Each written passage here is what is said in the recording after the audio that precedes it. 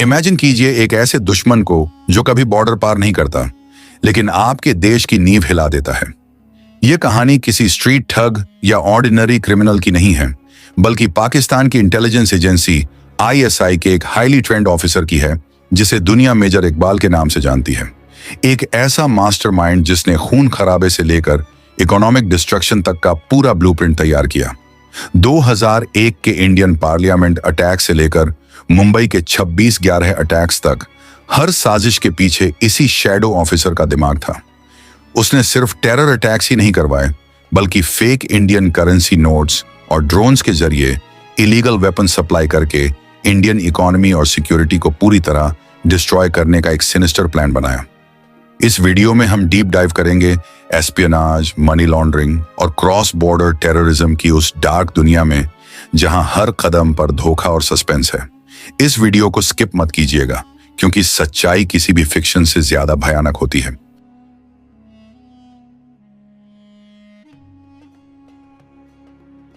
India और पाकिस्तान के बीच proxy war का इतिहास बहुत पुराना और गहरा है, लेकिन 21वीं सेंचुरी की शुरुआत में इस वॉर ने एक नया और बेहद खतरनाक रूप ले लिया था। 13 दिसंबर 2001 का दिन इंडियन हिस्ट्री में एक काले दिन की तरह याद किया जाता है। इस दिन इंडियन पार्लियामेंट पर एक ब्रूटल अटैक हुआ, जिसने पूरे रीजन को एक फुल स्केल वॉर के ब्रिंक पर ला खड़ा किया था।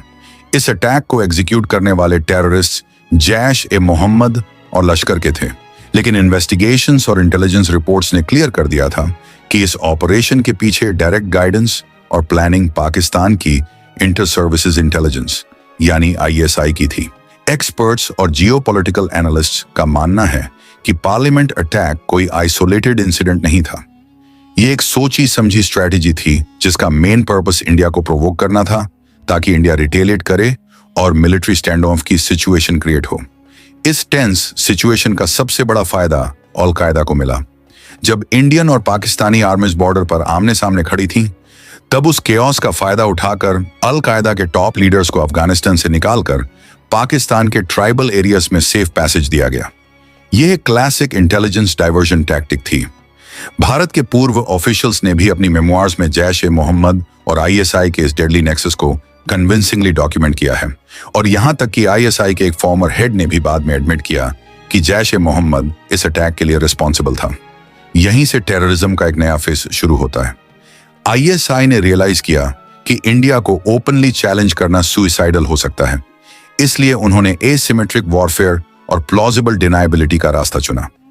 प्लॉजिबल डिनायबिलिटी का मतलब है कि ऑपरेशंस ऐसे प्लान किए जाएं कि अगर एजेंट पकड़ा भी जाए तो स्टेट स्पॉन्सरशिप का कोई डायरेक्ट लिंक प्रूव ना हो सके। इसी स्ट्रेटजी को इंप्लीमेंट करने के लिए आईएसआई के अंदर एक बेहद सीक्रेटिव और स्पेशलाइज्ड सेल काम कर रहा था। इस कोवर्ट यूनिट के ऑफिसर्स की रियल आइडेंटिटी हमेशा छुपी रहती थी, और वो शैडोज में रहकर ऑपरेट करते थे। इन्हीं इनविजिबल ऑफिसर्स में से एक नाम उभर कर सामने आया, जिसे आगे चलकर मेजर इकबाल के नाम से जाना गया। मेजर इकबाल कोई साधारण मिलिट्री मैन नहीं था। वह साइकोलॉजिकल वॉरफेयर, टेरर फंडिंग और डीप कवर एस्पियोनाज का एब्सोल्यूट एक्सपर्ट था। उसका ऑब्जेक्टिव सिर्फ बॉर्डर्स पर गोलियां चलाना नहीं था, बल्कि इंडिया को अंदर से ब्लीड करना था। कहावत है ना कि आस्तीन का सांप सबसे खतरनाक होता है। मेजर इकबाल ने इसी कहावत को अपनी स्ट्रेटजी बना लिया था।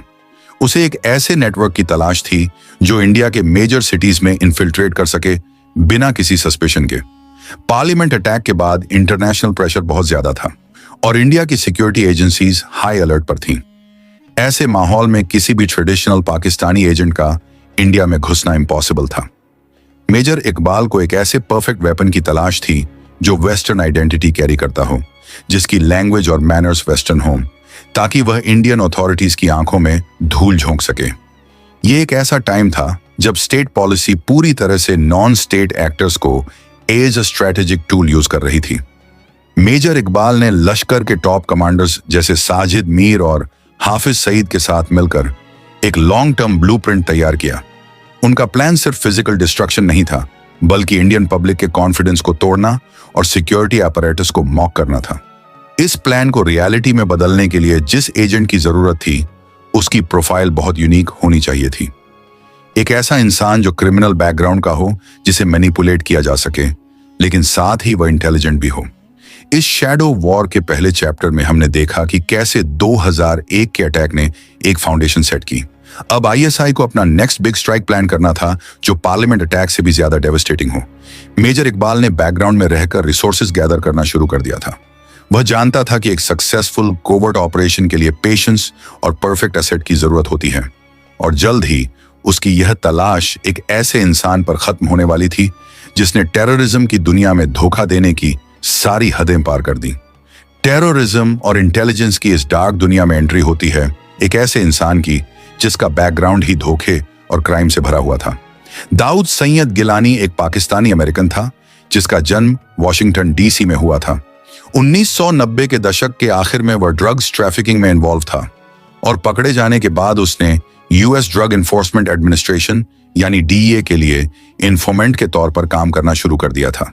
लेकिन एक तरफ वह अमेरिकन लॉ एनफोर्समेंट के लिए काम करने का नाटक कर रहा था और दूसरी तरफ वह तेजी से रेडिकलाइज हो रहा था। उसने पाकिस्तान में लश्कर के ट्रेनिंग कैंप्स अटेंड किए। अपनी असली पहचान छुपाने और इंडिया में बिना किसी सस्पेशन के ट्रैवल करने के लिए उसने 2006 में लीगली अपना नाम चेंज करके डेविड कोलमैन हेडली रख लिया।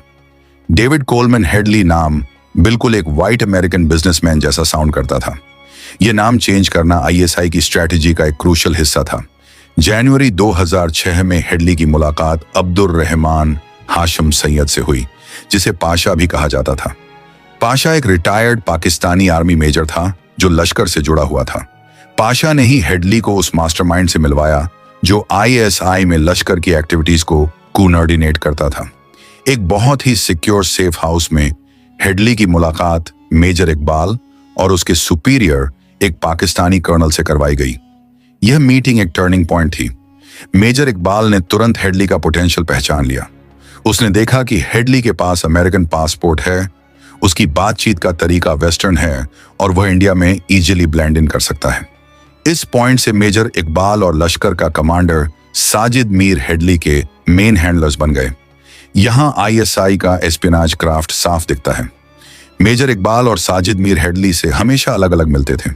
इसका रीजन यह था कि आईएसआई अपनी प्लॉजिबल डिनायबिलिटी मेंटेन रखना चाहती थी।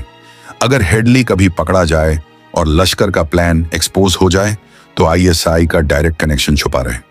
मेजर इकबाल ने हेडली को स्पेसिफिकली एस्पियोनेज टेक्निक्स में ट्रेन किया। उसने हेडली को सिखाया कि कैसे बिल्डिंग्स का सर्विलांस करना है, जीपीएस कोऑर्डिनेट्स कैसे मैप करने हैं और डिटेल्ड केसिंग रिपोर्ट्स कैसे बनानी है। यह ट्रेनिंग किसी एएम टेररिस्ट की ट्रेनिंग नहीं थी, बल्कि यह एक high level state intelligence agent की ट्रेनिंग थी। मेजर इकबाल को लश्कर की मिलिट्री ट्रेनिंग स्टैंडर्ड बहुत अच्छी नहीं लगी थी, इसलिए उसने खुद हेडली की एस्पियोनेज स्किल्स को पॉलिश किया।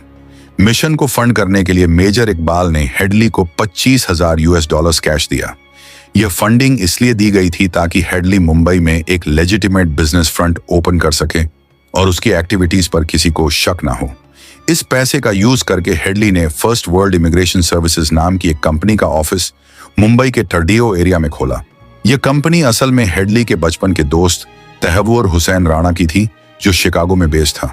राणा को भी हेडली के आईएसआई कनेक्शंस के बारे में जानकारी थी। इस इमिग्रेशन बिजनेस के कवर के पीछे हेडली ने मुंबई शहर की एक्सटेंसिव सर्वेलेंस शुरू कर दी। उसने लोकल एलीट सर्कल्स में अपनी जगह बनाई, अपस्केल जिम्स ज्वाइन किए और पार्टीज अटेंड की। चिराग तले अंधेरा वाली कहावत यहां बिल्कुल सटीक बैठती है। इंडियन सिक्योरिटी एजेंसीज को भनक भी नहीं थी कि एक अमेरिकन बिजनेसमैन उनके सबसे सेंसिटिव लोकेशंस की मैपिंग कर रहा है। हेडली और मेजर इकबाल के बीच कम्युनिकेशंस बहुत सिक्योर तरीके से होते थे। मेजर इकबाल ने अपनी पहचान छुपाने के लिए चौधरी खान नाम से एक फेक ईमेल आईडी बना रखी थी, जिसके जरिए वह हेडली से रिपोर्ट्स रिसीव करता था और इंस्ट्रक्शंस देता था। हेडली कोई ऑर्डिनरी स्काउट नहीं था, वह मेजर इकबाल का सबसे डेडली एसेट बन चुका था, जो इंडिया के दिल पर वार करने की तैयारी कर रहा था। मुंबई में हेडली का मिशन सिर्फ लैंडमार्क को देखना नहीं था, बल्कि एक एक डिटेल को बारीकी से मैप करना था। मेजर इकबाल ने उसे स्पेसिफिक इंस्ट्रक्शंस दिए थे कि किन जगहों को टारगेट करना है। हेडली ने 2006 से लेकर 2008 के बीच इंडिया के 5 ट्रिप्स किए और हर ट्रिप के बाद वह अपनी डिटेल्ड फाइंडिंग्स मेजर इकबाल और साजिद मीर को सौंपता था। टारगेट सिलेक्शन में मेजर इकबाल का माइंडसेट बहुत क्लियर और सिनिस्टर था। हेडली की कोर्ट टेस्टिमोनी में यह शॉकिंग रेवलेशन सामने आया कि मेजर इकबाल ने डेलिबरेटली नरीमन हाउस, जिसे चबर्ड हाउस भी कहा जाता है, उसे टारगेट लिस्ट में शामिल करवाया था। मेजर इकबाल का यह मानना था कि चबर्ड हाउस इजराइल की इंटेलिजेंस एजेंसी मोसाद का एक फ्रंट ऑफिस है। हालांकि इस बात में कोई सच्चाई नहीं थी, लेकिन यह आईएसआई की एंटी सेमिटिक और पैरानॉइड मेंटालिटी को दर्शाता है। मेजर इकबाल इस बात से भी काफी अपसेट था कि मुंबई के एयरपोर्ट को फाइनल अटैक लिस्ट में क्यों नहीं रखा गया। हेडली ने Taj Mahal palace hotel, Oberoi Trident, leopard cafe, CST railway station और कामा हॉस्पिटल की एक्सटेंसिव वीडियोग्राफी और जीपीएस मैपिंग की। ताज होटल में तो वह रुका भी था और उसने होटल के एम्प्लॉयज से बातचीत करके अंदर के आर्किटेक्चर और सिक्योरिटी लूप होल्स को अच्छे से समझ लिया था। हेडली की दी गई इंफॉर्मेशन इतनी प्रिसिस थी कि आईएसआई और लश्कर ने अटैकर्स के लिए ताज होटल का एक फिजिकल मॉडल बनवाया। इस मॉडल का डायरेक्ट सुपरविजन मेजर इकबाल ने किया था, ताकि टेररिस्ट्स को होटल के अंदर के रास्तों का एग्जैक्ट आइडिया हो। टारगेट्स के अलावा एंट्री और एग्जिट राउट्स भी प्लान किए गए। पहले प्लान था कि अटैकर्स नेपाल या बांग्लादेश बॉर्डर से इंडिया में एंटर करेंगे, लेकिन बाद में सी रूट फाइनल किया गया। हेडली ने कफ परेड और मरीन ड्राइव के आसपास कई बोट राइड्स लीं, ताकि वह सेफ लैंडिंग साइट्स आइडेंटिफाई कर सके। सी ऑपरेशन के लिए एक बोट खरीदने के वास्ते भी 25 लाख रुपए की फंडिंग आईएसआई ने ही प्रोवाइड की थी। जब 26/11 यानी 26 नवंबर 2008 की रात को 10 हेविली आर्म्ड टेररिस्ट्स मुंबई के तट पर उतरे, तो वह एक वेल ऑयल्ड मिलिट्री यूनिट की तरह बिहेव कर रहे थे। उन्होंने 166 मासूम लोगों की जान ले ली और सैकड़ों को घायल कर दिया। इस हॉरिफिक कार्नेज के दौरान कराची के मालिर कैंटोनमेंट के पास एक highly secure control room establish किया गया था। यह एरिया पाकिस्तान मिलिट्री और स्पाई एजेंसी का स्ट्रॉन्ग होल्ड है। इस कंट्रोल रूम से साजिद मीर और दूसरे हैंडलर्स टेररिस्ट्स को रियल टाइम इंस्ट्रक्शंस दे रहे थे। कैप्चर्ड टेररिस्ट अब्बू जंदल ने अपनी इंट्रोगेशन में यह डैमिंग डिस्क्लोजर किया कि इस कंट्रोल रूम में आईएसआई के 2 ऑफिसर्स जो मेजर रैंक के थे, वो फिजिकली प्रेजेंट थे।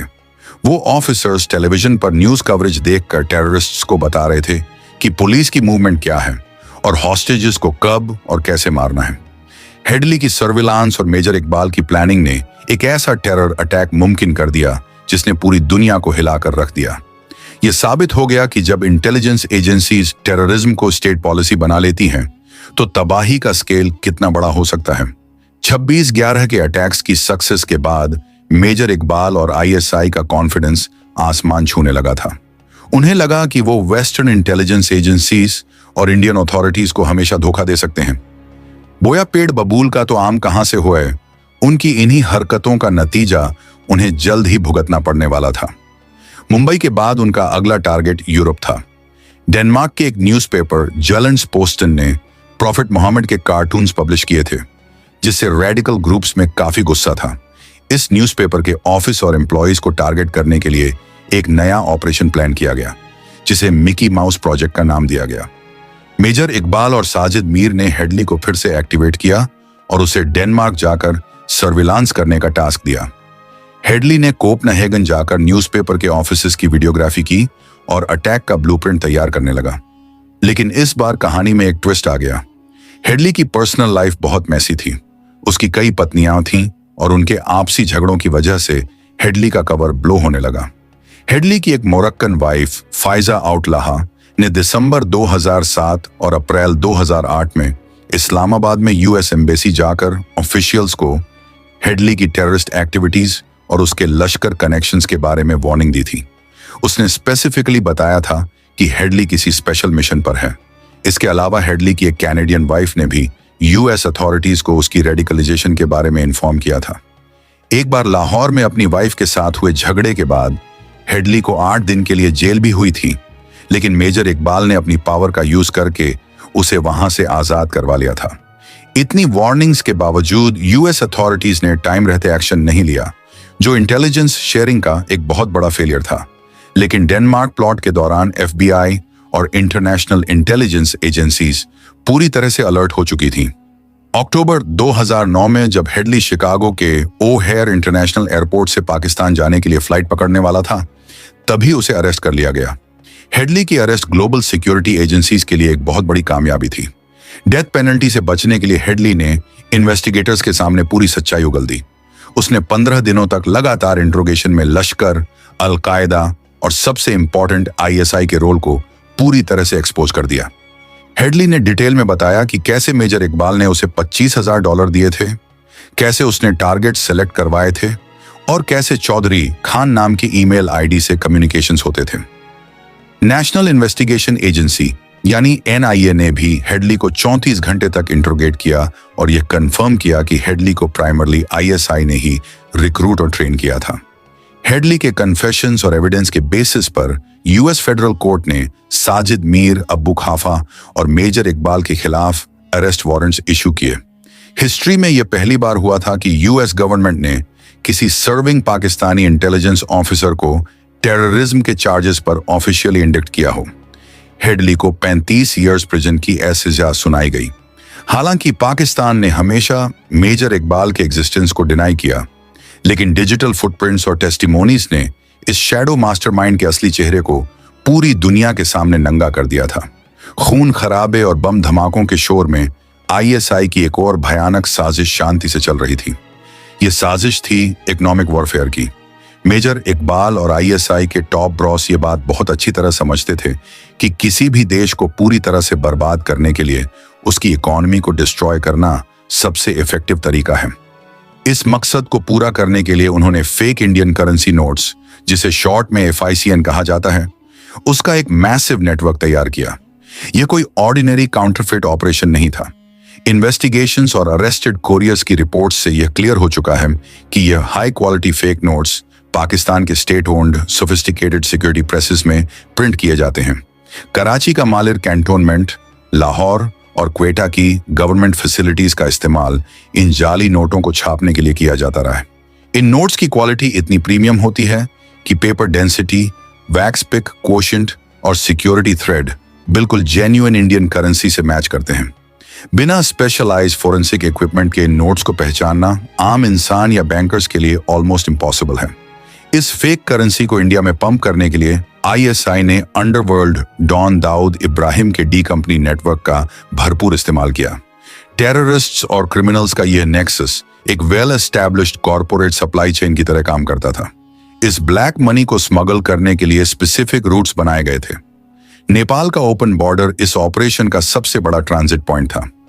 पाकिस्तान इंटरनेशनल एयरलाइंस की फ्लाइट्स के जरिए फेक करेंसी के बड़े कंसाइनमेंट्स काठमांडू लाए जाते थे और वहां से एजेंट्स के जरिए इंडिया में पुश किए जाते थे। 2009 और 2010 के बीच ही काठमांडू में करोड़ों रुपए के FICN सीज किए गए और कई पाकिस्तानी कुरियर्स अरेस्ट हुए। बांग्लादेश में भी एक पाकिस्तानी डिप्लोमेट को ISI ऑपरेटिव होने और टेरर फाइनेंसिंग में इन्वॉल्व होने के चार्ज में एक्सपेल किया गया था। इस इकोनॉमिक जिहाद का पर्पस सिर्फ इन्फ्लेशन बढ़ाना नहीं था। हेडली ने अपनी टेस्टिमोनी में बताया था कि मेजर इकबाल ने खुद उसे इंडिया में अपने एक्सपेंसेस कवर करने के लिए FICN प्रोवाइड किया था। यानी इसी फेक मनी से टेररिस्ट्स के वेपन्स खरीदे जाते थे, स्लीपर सेल्स को फंड किया जाता था और लोकल ऑपरेटिव्स को पे किया जाता था। एक तरह से पाकिस्तान अपने प्रॉक्सी वॉर की कॉस्ट इंडिया की इकोनॉमी से ही एक्सट्रैक्ट कर रहा था। इंडियन गवर्नमेंट ने इस खतरे को काउंटर करने के लिए कई ड्रास्टिक स्टेप्स लिए। NIA के अंतर्गत terror funding and fake currency cell बनाया गया और अनलॉफुल एक्टिविटीज प्रिवेंशन एक्ट में अमेंडमेंट करके हाई क्वालिटी फेक करेंसी की स्मगलिंग को लीगली एक टेररिस्ट एक्ट डिक्लेयर किया गया। 2016 की डिमोनेटाइजेशन ड्राइव का भी एक मेजर रीजन इसी हाई क्वालिटी फेक करेंसी के नेटवर्क को तोड़ना था। लेकिन क्रिमिनल नेटवर्क्स बहुत रेजिलिएंट होते हैं, वो लगातार अपने रूट्स और मेथड्स बदलते रहते हैं। मेजर इकबाल ने जिस शैडो इकोनॉमी की नींव रखी थी, वह आज भी इंडियन सिक्योरिटी एजेंसीज के लिए एक बहुत बड़ा सिरदर्द बनी हुई है। वक्त के साथ टेक्नोलॉजी बदली और उसके साथ ही ISI के काम करने का तरीका भी बदल गया। मेजर इकबाल के दौर में टेररिस्ट्स बोट्स और लैंड बॉर्डर्स का इस्तेमाल करते थे, लेकिन आज का टेरर नेटवर्क आसमान से ऑपरेट कर रहा है। क्रॉस बॉर्डर स्मगलिंग में अब ड्रोन्स और अनमैन्ड एरियल व्हीकल्स का मैसिव इस्तेमाल हो रहा है। ये मॉडर्न वॉरफेयर का वो चेहरा है जहां एनिमी रिमोट कंट्रोल से तबाही फैला रहा है। India Pakistan border, specially Punjab और जम्मू कश्मीर के एरियाज में ड्रोन साइटिंग्स एक रूटीन बात हो गई है। ये लो फ्लाइंग ड्रोन्स रेडर्स को इजीली बाईपास कर लेते हैं और रात के अंधेरे में बॉर्डर पार करके इलीगल वेपन्स और high grade narcotics Indian territory में ड्रॉप कर देते हैं।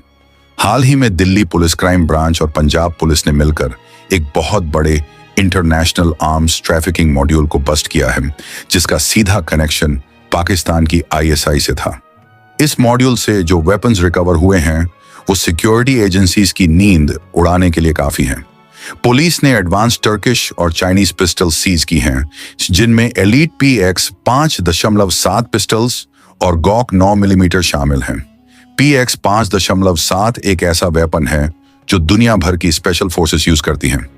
इन मिलिट्री ग्रेड वेपन्स का लोकल क्रिमिनल्स के पास मिलना यह साबित करता है कि आईएसआई अब सिर्फ टेररिस्ट्स को ही नहीं बल्कि ऑर्गेनाइज्ड क्राइम सिंडिकेट्स जैसे लॉरेंस बिश्नोई और बम्बीहा गैंग्स को भी हथियार सप्लाई कर रही है। यह क्राइम और टेरर का नेक्सस है। नारकोटिक्स बेचकर जो पैसा आता है उसी पैसे से इलीगल आर्म्स खरीदे जाते हैं और गैंगस्टर्स को दिए जाते हैं ताकि इंडिया के अंदर गैंग वॉर्स और इंस्टेबिलिटी फैले।